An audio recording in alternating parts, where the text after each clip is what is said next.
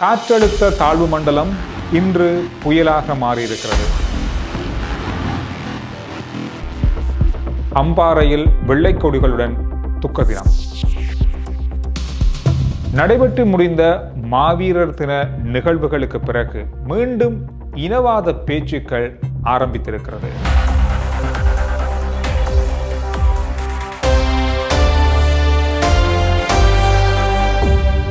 கடந்த 4 நாட்களா காலநிலையில் ஏற்பட்டிருக்கிற மாற்றம் மிகப்பெரிய அளவிலான பாதிப்புகளை நாட்டின் 24 மாவட்டங்கள்லையும் ஏற்படுத்தியிருக்கு. ஒரு மாவட்டம் 2 மாவட்டம் இல்லை, 24 மாவட்டங்கள்லையும் ஏற்படுத்தியிருக்கு. குறிப்பா வடக்கு கிழக்கில் அதிகமான பாதிப்புகளை ஏற்படுத்தியிருக்கு.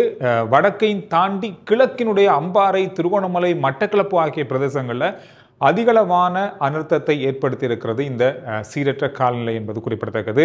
இந்த சீரற்ற காலநிலை காரணமாக இதுவரைக்கும் 14 பேர் உயிரிழந்திருக்காங்க என்பது குறிப்பிடத்தக்க விஷயமா இருக்கு. எனவே இன்றும் சில இடங்களில் வெள்ள நீர் தேங்கியிருந்த அல்லது மீட்பு பணிகளின் போது சடலங்கள் மீட்கப்பட்டிருப்பதாகவும் சொல்லப்பட்டிருக்கு. எனவே மொத்தமாக இதுவரைக்கும் 14 உயிரிழப்புகள் இந்த அனர்த்தத்தினால் ஏற்பட்டிருக்கிறது என்பதும் குறிப்பிடத்தக்கது.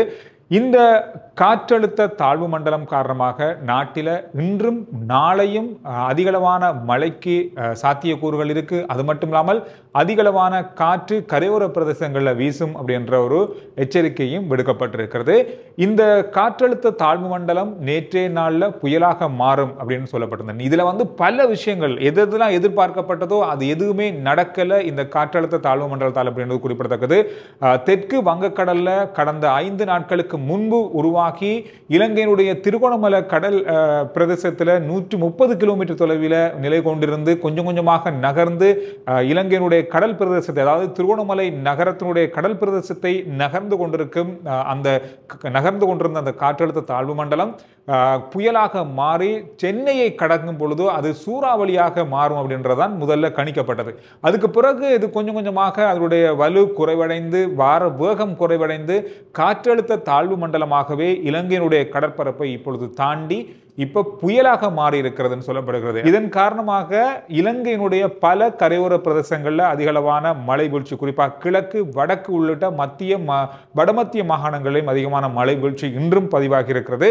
நாளையும் இதே போல காலநிலை இருக்கும் அப்படின்னு சொல்லப்பட்டிருக்கிறது. இந்த பெண்கள் புயல் இப்பொழுது இலங்கையினுடைய கடற்பரப்பை தாண்டி நாளை மாலை அளவில் இந்தியாவினுடைய காரைக்கால் அந்த கடற்பரப்போடு கரையை கடக்கும் அப்படின்னு சொல்லப்படுது. அப்பொழுதும் கூட நேற்று சொல்லியிருந்தாங்க இது புயலாக மாறி காற்றழுத்த தாழ்வு மண்டலமாக தான் மாறி கரையை கடக்கும்னு சொல்லியிருந்தாங்க. ஆனால் இன்றைக்கு சொல்லப்பட்டிருக்கிறது இல்லை, அது புயலாகவே கடக்க போகுது. 80 முதல் 90 கிலோமீட்டர் வேகத்தில் காற்று வீசக்கூடும் சொல்லியிருக்காங்க அந்த பிரதேசத்தில். எனவே அங்கும் மழை, மற்றது சிவப்பு எச்சரிக்கை பல இடங்களில் விடுக்கப்பட்டிருக்கிறது என்பதும் குறிப்பிடத்தக்கது. இலங்கையில் இந்த புயல் காரணமாக அல்லது இந்த காற்றழுத்த தாழ்வு மண்டலத்தால் ஏற்பட்ட சூழல் மாற்றம், அதாவது சீரற்ற காலநிலை காரணமாக 14 பேர் நான் முதல் சொன்ன மாதிரி உயிரிழந்திருந்தாங்க. இதுல அதிகமானவங்க உயிரிழந்திருந்தது 9 பேர் அம்பாறையில் என்பது குறிப்பிடத்தக்கது. அதோட புத்தளம், வவுனியா, திருகோணமலை ஆகிய பிரதேசங்கள்லையும் உயிரிழப்புகள் இடம்பெற்றிருக்கிறது. மொத்தமாக 14 பேர் உயிரிழந்திருக்காங்க. இன்று நண்பகல் 12 மணிக்கு வெளியாகியிருந்த தகவல்களின் அடிப்படையில் இதுவரைக்கும் 20 பேர் காணாமல் போயிருக்காங்க. அதுல 2 பேர் அம்பாறையில் என்பதும் குறிப்பிடத்தக்கது.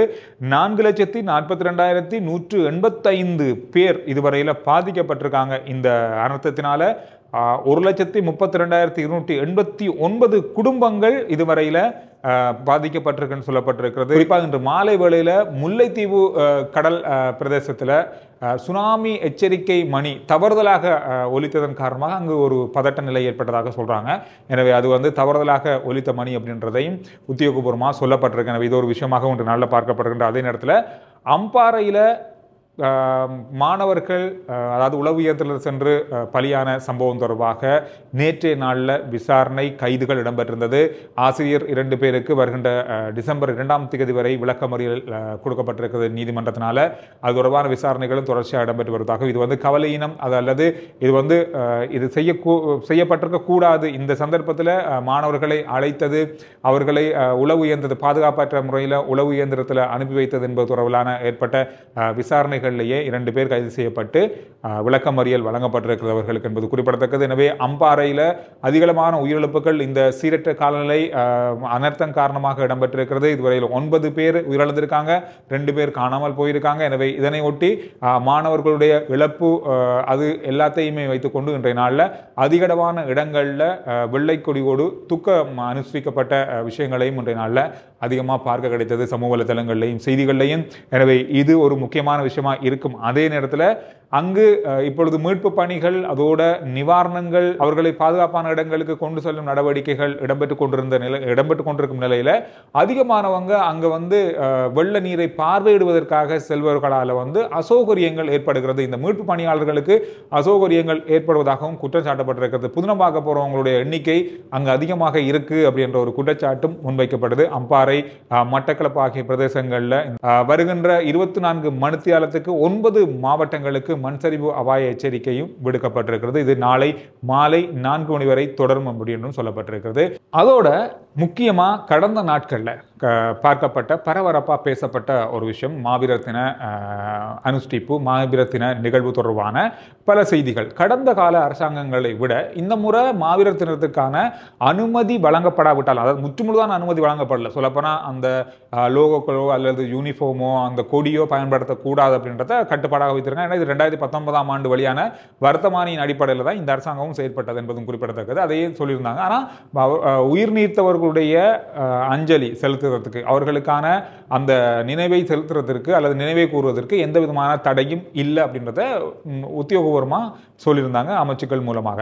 ஆனால் கடந்த காலங்களை விட கொஞ்சம் அதிகமாக மக்கள் வந்து இதை அனுஷ்டிச்சதை பார்க்கக்கூடியதாக இருந்தது. எந்த கட்டுப்பாடும் இல்லாமல், பெரிய அளவான கட்டுப்பாடுகள் இல்லை. பெரிய அளவான கிட்டத்தட்ட இது ஒரு 99% மக்கள் தங்களுடைய விருப்பப்படி இது நடந்தது அப்படின்றத பல தெற்கில் உள்ள அரசியல்வாதிகள் இதை அவதானித்து தங்களுடைய கருத்துக்களை கடந்த நாட்களில் செய்தித்தளங்கள்லையும் சமூக வலைத்தளங்களையும் விமர்சனங்களாக முன்வைத்திருந்தாங்க. குறிப்பாக அவர்கள் சொன்ன விமர்சனம் என்னன்னு சொன்னால், இவ்வளவு காலமும் இல்லாத ஒரு விஷயத்தை, அதாவது இவ்வளவு காலம் கொடுக்காத ஒரு சுதந்திரத்தை இந்த அரசாங்கம் வடக்கு கிழக்கில் இந்த முறை மாவீரர் தின அனுஷ்டிப்புக்கு வழங்கி இருக்கிறது. எந்த கட்டுப்பாடையும் அவங்க வழங்கலை.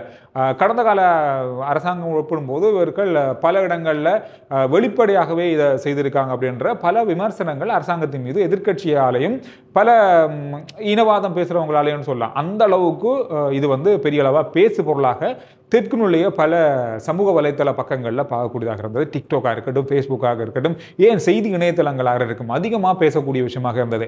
இந்த விஷயம் தொடர்பாக பல விமர்சனங்கள், பல போட்டோக்கள், பல கருத்துக்கள் எல்லாமே பகிரப்பட்டாலும் இப்பொழுது மாவீரர் தின அந்த அஞ்சலி செலுத்தப்பட்டு அல்லது மாவீரர் தின அனுஷ்டிக்கப்பட்ட பொழுது ஓய்ந்திருக்கு. ஆனால் அது தொடர்பான விமர்சனங்கள் வருகின்ற நாட்களையும் தொடரும் அப்படின்னு சொல்லி எதிர்பார்க்கப்படுகிறது. முன்னாள் பாராளுமன்ற உறுப்பினர் இன்றைய நாளிலையும் ஒரு விஷயத்தை சொல்லியிருக்காரு விமல் வீரவன்ச அவர்கள். அதாவது இவர் வந்து தேசிய முன்னணியினுடைய சுதந்திர முன்னணியுடைய தலைவர். இவர் என்ன சொல்லியிருக்காரு அப்படின்னு சொன்னா, நாம் அரசியல் இருந்து ஓய்வு பெறல, ஒதுங்கி தான் இருக்கிறோம். பொது தேர்தலில் மட்டும்தான் நாங்கள் போட்டியிடல. இனி வருகின்ற காலங்களில் எங்களுடைய பயணம் தனி விதமான ஒரு பயணமாக இருக்க போகிறது. அது மட்டும் இல்லாமல் மக்கள் வழங்கிய ஆணையின் பிரகாரம் மக்களுடைய எதிர்பார்ப்புகளை நிறைவேற்றுவதில் இந்த அரசாங்கம் பயணித்தால் அதற்கு நாங்கள் வரவேற்பு அளிப்பதற்கு தயாராக இருக்கோம். ஆனால் இதை விடுத்து மாவீரர் வாரத்துக்கு இடமளித்து தமிழ் டயஸ்போராவுக்கு ஏற்ற வகையில் செயற்பட்டா, அது மட்டும் இல்லாமல் மாகாண சபைகளுக்கு போலீஸ் அதிகாரம் உள்ளிட்ட அதிகாரங்களை வழங்க முற்பட்டா இதனை தடுப்பதற்கு நாங்கள் முன்னின்று செயற்படுவோம். அதே போல அமெரிக்கா இந்தியா நிகழ்ச்சி திரளுக்கு அமைவாக இந்த அரசாங்கம் செயல்பட்டாலும் அதற்கு எதிராக நாங்கள் குரல் கொடுப்போம், போராடுவோம் அப்படின்னு மாதிரி இன்றைய நாளில் சொல்லியிருக்காரு. எனவே இந்த மாதிரி பல இனவாதத்தை தூண்டக்கூடிய வகையிலான பல கருத்துக்கள் எதிர்க்கட்சியின் போது எல்லா கட்சியும், அதாவது இப்போ இருக்க பிரதான எதிர்க்கட்சியை தாண்டி சிறிய இந்த மாதிரியான கட்சிகள் வந்து அதிகமாக இது தொடர்பான விமர்சனங்களை முன்வைக்கிறாங்க. வருகின்ற வருஷம் வந்து மாகாண சபை தேர்தலுக்கான வாய்ப்பு இருக்கு என்று அரசாங்கம் ஏற்கனவே சொல்லப்பட்டது. இதில் பல தீர்வுகள் வடக்கு கிழக்கில் உள்ள பக்கங்களுக்கு பகிர்ந்தெடுக்கப்படும் அப்படின்ற ஒரு நம்பிக்கையில் அரசாங்கம் இருப்பதன் காரணமாக இது நடந்தால், இதில் இருக்கிற அதிகாரங்கள் பகிரப்பட்டால், அதுவும் குறிப்பாக போலீஸ் அதிகாரம், காணி அதிகாரங்கள் வழங்கப்படுமாக இருந்தால் அதற்கு எதிரான கோஷங்கள் எதிர்ப்பக்கமாக அல்லது இன ரீதியிலான பல விமர்சனங்களை சொல்லுகின்ற கட்சிகள் பக்கமாக இருந்து எதிர்ப்புகள் வரலாம் அப்படின்ற ஒரு அறிகுறி தான் இந்த விஷயமே. இன்றைக்கு விமல் வீரவன்சன் சொன்னக்கூடாது அதே ஒரு விஷயம் தான். எனவே இது விமல் வீரவன்சன் மட்டும் இல்லை, மொட்டு கட்சியில் இருக்கிற பலர் சொல்லியிருக்காங்க, பல எதிர்கட்சிகளில் இருக்கிற பலர், சிங்கள கட்சிகளுடைய பல முன்னாள் பாராளுமன்ற உறுப்பினர்கள், இந்த மாதிரி பலர் இது தொடர்பான விமர்சனங்களை தொடர்ச்சியாக முன் வச்சிருக்காங்க. இது மாவீரத்தின நிகழ்விலிருந்து ஆரம்பித்த விஷயமாக பார்க்கப்படுது. எனவே இது ஒரு வருகிற நாட்களில் ஒரு பேசு பொருளாக கூட வர வாய்ப்புகள் இருப்பதாக எதிர்ப்பு கூறப்படுது. இந்த செய்திகள் இன்றைய நாளில் அதிகமாக பார்க்கப்பட்ட மிக முக்கியமான செய்திகளாக மாறி இருக்கிறது. RJ Chandru report YouTube channel, Facebook page, WhatsApp channel, அதோட சேர்த்து வாட்ஸ்அப் சேனலோட லிங்க் டிஸ்கிரிப்ஷன்லையும் முதல் கமெண்ட்ஸ்லையும் இருக்கு. ஃபாலோ பண்ணுங்க. சுருக்கமான உடனுக்குடனான செய்திகளை நீங்க வாட்ஸ்அப் சேனல் மூலமாக அறிந்து கொள்ளலாம்.